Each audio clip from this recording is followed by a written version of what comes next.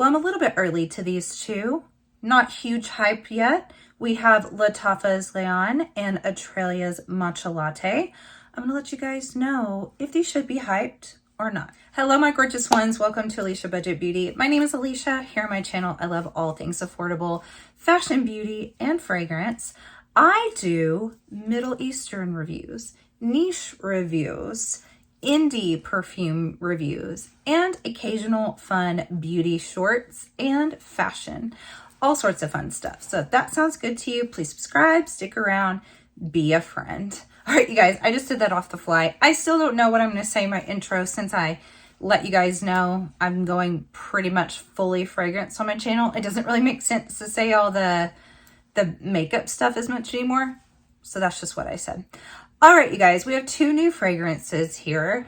One of these is brand spanking new. That is the Matcha Latte by Atralia. I saw one review, on TikTok, a guy that I follow, he follows me, and I said, you know what, let me get that. The reason why is because it had the name matcha in it. You guys know I love me some tea. I even like some matcha fragrances. Well, you guys, the name is extremely, extremely misleading. There's no matcha note in this.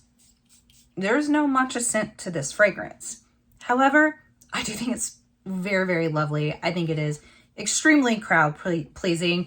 I've never purchased anything by this brand, Atralia, or owned anything by this brand. I think I paid $40, something like that, for this fragrance. It's in a very heavy ceramic bottle. I love this cap. I love the little oblong cap here. I like the color of this. Okay. Now, after I purchased it, then I saw some people talking about this and saying that it smells just like, or very close to, Gourmand Escapade. I don't have that fragrance. I've never smelled it. I've never even really been that tempted because it's a very expensive gourmand niche fragrance that I could just tell, even if I thought it was going to smell good, I don't want to pay that much for that style of fragrance. So I really didn't have any desire to. $40 for what this is, and I can tell you what this smells like, at least to my nose and my experience. Heck yeah, I think it's a fantastic price for this. To my nose, this smells very similar to the Dua brand. I know hardly anyone's going to have smelled this particular fragrance, but their Fantasy of Cotton Candy. It's one I've recommended a ton of times. I always say it kind of smells like roasting nuts in the mall during the holidays, mixed in with like a cotton candy confection thing. This smells like that, but more lactonic, a little milkier, a little bit more of like toffee going on in here, but smells similar. I've also always thought that Dua fragrance smells similar to Skylar's Boardwalk Delight. So this kind of smells similar to that, but milkier, smoother, a little bit richer, but still kind of light. I wouldn't call this an extremely heavy fragrance. And maybe that is where the matcha is coming into play here, because matcha is this powdery, earthy, kind of green scent, grassy green, but it's powdery. This kind of has not a baby power, but like a lightness to the milkiness of this fragrance. And perhaps that's where the matcha is coming in. But the actual scent of matcha is not in this fragrance. And like I said, is not even a note in this fragrance. So let me actually read you guys the notes here. We have vanilla blossoms, cotton milk, anise blossoms, icing sugar, toffee, licorice, Madagascar vanilla, tonka beans, and musk. Now, let me clarify. There's a few things that may kind of turn a few people off. The anise, which anise can smell licorice like, and then there's actually a licorice note. To have two notes in here with a licorice scent, I don't really smell licorice in this. I get the most vanilla, milkiness, icing sugar, okay, toffee, yes, Madagascar vanilla, yes, so a slightly more spicy, or not super spicy vanilla, but just slightly. The tonka bean, sort of like, maybe that's where some of that like light powderiness is coming from too. And it's not super musky. It's just, it's a beautiful gourmand. And a very like fall, holiday, cozy, wrap up in a blanket. I tested this weekend with my daughter. My boys were away at a tournament, baseball tournament. My husband took them, so it was just girls' time.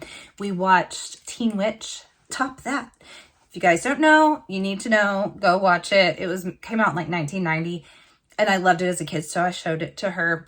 And we were just cuddled up on the couch. I had fall candles burning. I really wanted to kind of usher in that autumn feeling with her. And I wore this, and I was like, this is a perfect fragrance for this moment. It also projects really well. It lasts. I think it's a stunning fragrance. And if this is truly what Gourmand Escapade smells like, I understand why people love it. I still don't understand why people pay 200 plus bucks for it. No. I'd say for this particular scent, as good as it smells, I wouldn't pay more than $80 for it. And the fact that it was half that price, even better.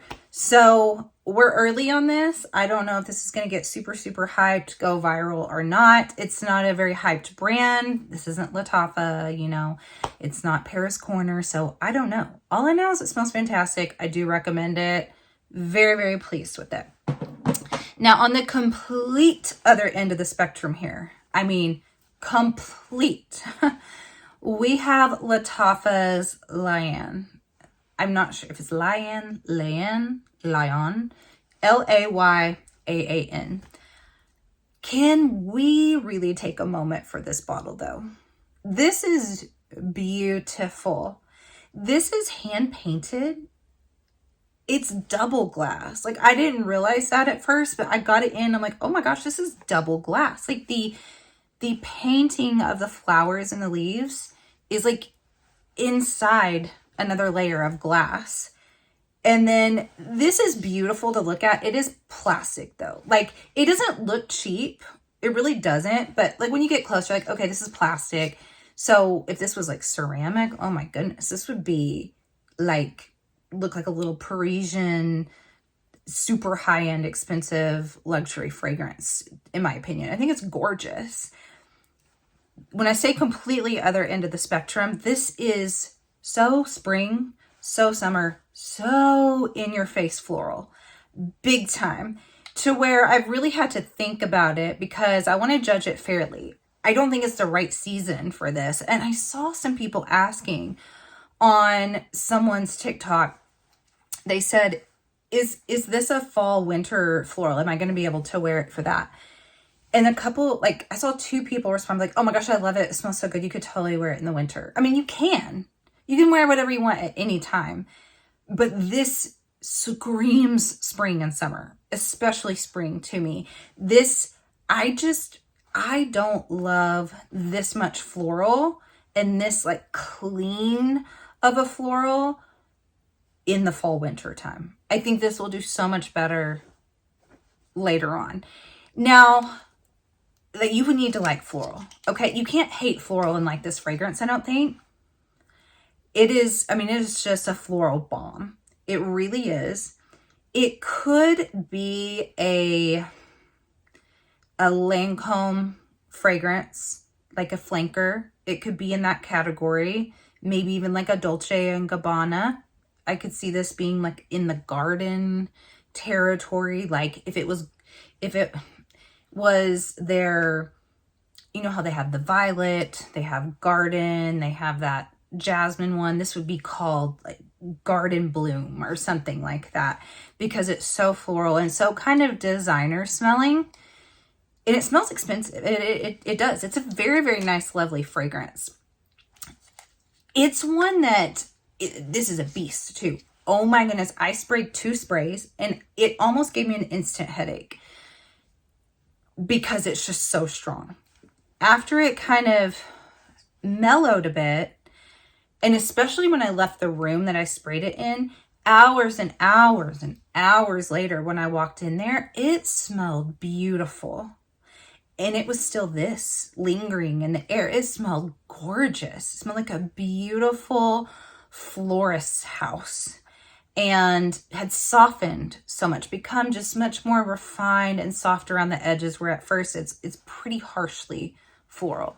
So let me tell you what's actually in it. It is green pear, mandarin, gardenia, jasmine, mugget, cedarwood, and musk. So lily of the valley, gardenia, jasmine, white, clean florals with a green pear that is not a sweetened pear. It is like a fresh, unripened sort of a pear. The mandarin, I honestly, I don't get a ton of mandarin, like kind of a sharp mandarin maybe. It's a really pretty floral. If you love florals, you will love this. I mean, it's a floral dream. It really is. If you love florals, you're going to love this. If you like florals, but you don't always love them, it's a toss-up. It really, because I mean, you're going to smell like a floral bouquet. If you hate florals, I think you will hate this because there's no denying. But it is one that I think I will grow to like more and more. Right now, it's a like. Not a love, not a dislike. It is just a like. But it was that going back in the room later and smelling how good it smelled that made me think this may become a strong like when the weather's right, when it's the right setting. Like I am picturing being in a really pretty maxi floral dress. It's when it just starts to get warmer in the spring, like that first day when the flowers are starting to bloom. You can put on like your flip-flops or sandals, that easy breezy floral maxi dress. You go out, the sun's hitting your back. It feels like you're like, oh yes, a new beginning. You got flowers blooming around you and you're wearing this. Oh, heavenly. But I need it to be that situation, I think, to truly fully appreciate this. So not a fail. I really like it. I just think it's like a strange time of year to release it, but gorgeous bottle. Gorgeous bottle. That's it, you guys. Those are my reviews of those two fragrances that have like a little bit, the Lattafa has more hype. No one's hardly talking about the other one yet. So I like them both. But I think for right now season, it's matcha latte for me. That's it, you guys. I thank you so much for watching. And as always, have fun shopping, budget shopping, and smelling fabulous. Bye.